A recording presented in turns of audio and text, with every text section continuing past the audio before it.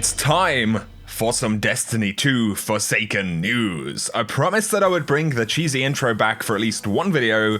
It's a little bit overdue, so there we go, I guess. I do, however, find that it is a perfectly suitable level of cheese when you consider the amount of hype right now for the DLC. So we're jumping in with some more new stuff today. We're going to talk about the August update and preloads for the Forsaken DLC, new speculation and even evidence that might suggest an Ahamkara raid in the Forsaken expansion, a potential Hive allegiance. We're going to talk about some new exotics, lots of changes to weapons, including the escalation protocol weapons, which will have fixed elements that you can't control. We'll speak about what that means. We're going to talk about future guaranteed masterwork drop sources, exotic armor pieces designed for bows, clarification on archetype changes, time to kill, and a bunch of other stuff, guys. So if you do enjoy this video, a rating below really helps me out on the channel. Also, briefly, my sponsor Now Drinks has got a massive 45% discount this weekend if you use my code Houndish on any of the Sense starter packs. Now Drinks are designed for gamers, but instead of being full of caffeine and sugar, Now Drinks are the healthier option, designed to improve focus and memory. So if you want to check that out, the link will be in the description below. But now let's get into the news stuff. So first up, let's talk about the August 28th update and the preload for Forsaken. So after the stream the other day, Deej said, save these dates, August 28th, the year 2 preload and tactical preview, and then of course September 4th is when we get the Forsaken launch. DMG adds that yes, there will be an additional download on September 4th, a day 1 patch to address some issues. They do plan to give us the download sizes and details before it actually goes live. So on August 28th, when we get various changes such as weapon slot changes, that will contain the bulk of the preload for the expansion, but there's going to be another update on September 4th, so it's definitely worth bearing that in mind and looking out for the download sizes and the times and all of that kind of stuff. I'll also keep you guys posted here on the channel. But yesterday, of course, we had a huge new trailer for Forsaken. This one shows off the Dreaming City, and one of the big teases in the trailer was for the new raid. There's been a lot of speculation that we could potentially see an Ahamkara raid boss, and this is somewhat supported by the fact that Petra in the trailer says there is an immense creature in this place. So the wording there, immense creature, kind of suggests something much bigger, something much more akin to a worm god, or indeed an Ahamkara. We also know there are other Ahamkara themed pieces of gear, such as the gauntlets on this hunter, which of course does follow the trend of Ahamkara exotics in general. There's even been speculation that in this image right here we're seeing some kind of a serpent, which is pretty interesting because we get literally one frame right here. This is where they're showing off bits of the raid in the trailer. We can see these almost holographic images with a bunch of snakes. The one on the right there actually has 2 heads. So we are getting various hints towards some kind of giant creature or the evil that is holding influence over this place, but I'd love to hear your speculation on what you think the raid boss could actually be. Immense creature definitely suggests something slightly different to what we've seen in previous raids. We did see some new and returning armor, which is pretty interesting. So the Titan we can see right here is holding the 1000 Voices exotic, but the armor is wearing is actually the vanilla Raku Crucible type armor for the Titan from Destiny 1.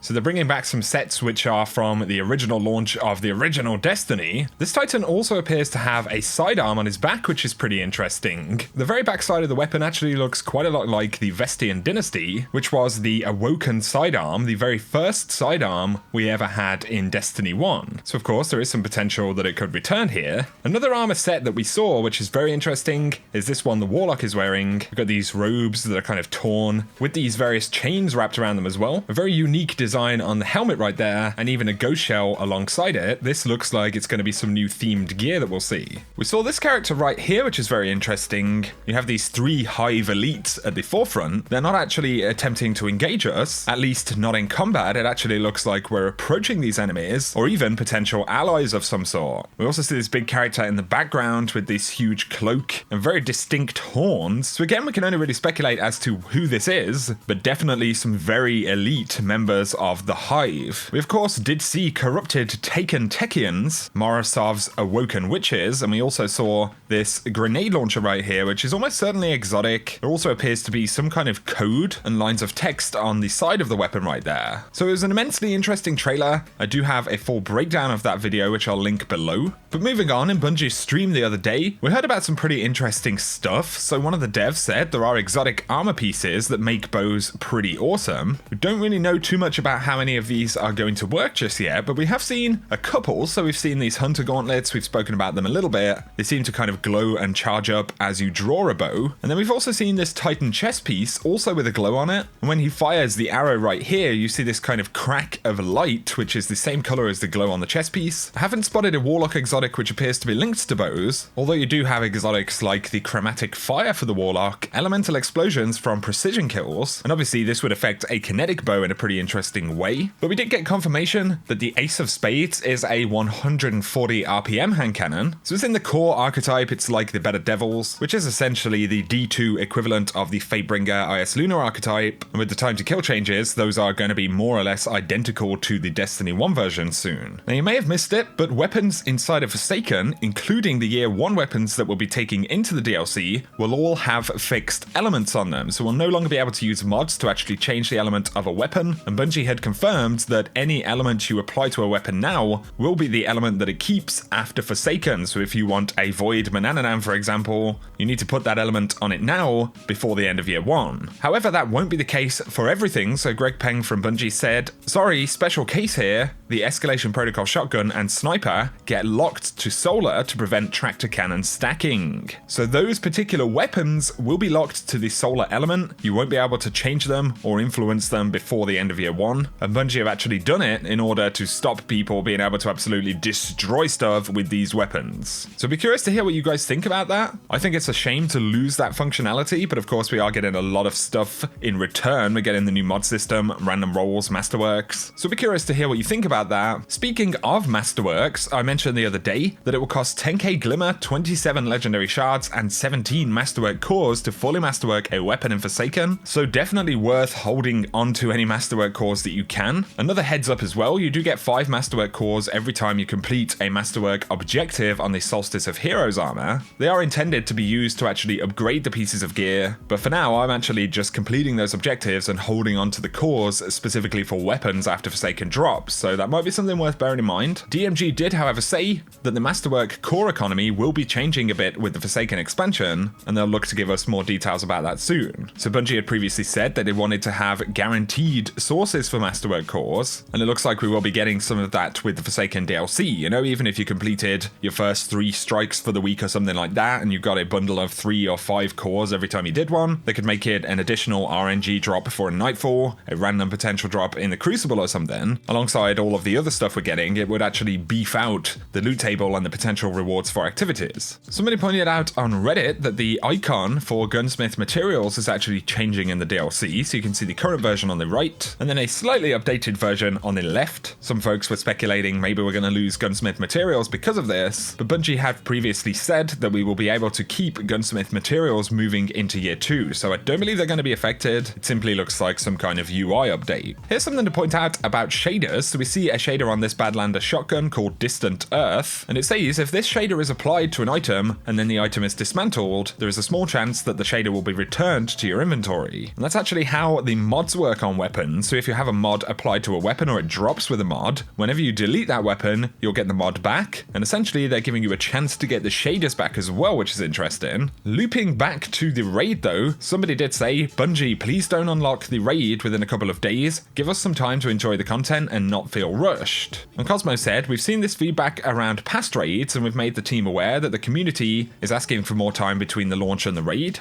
Of course, this is an opinion thing. Not everyone feels this way. Some folks really enjoy that grind over the course of 3 or 4 days before the raid launches. I've always kind of subscribed to wanting a little bit more time. I always feel like when a DLC launches, there's enough stuff to go after in the first week, enough new content, activities, gear, story. The list goes on. There's plenty of stuff to really be doing in that first week in my experience. And I always liked the idea of having a little bit more time, but again, it's personal preference. I'll be curious to see what the bulk of you guys think down below. One last thing to point out As mentioned by Riki Jones on Reddit, the Insurmountable Skull Fort is about to be a pretty strong Titan exotic. So of course, one-hit shoulder charges are coming back with the Forsaken DLC, and Insurmountable Skull Fort does give you your melee attack back on all melee kills, so it will basically just give you a shoulder charge again if you get a shoulder charge kill. So those Titan shoulder charges are going to be pretty brutal in the Crucible, but of course there will be a bunch of other exotics which interact with the changes in the DLC,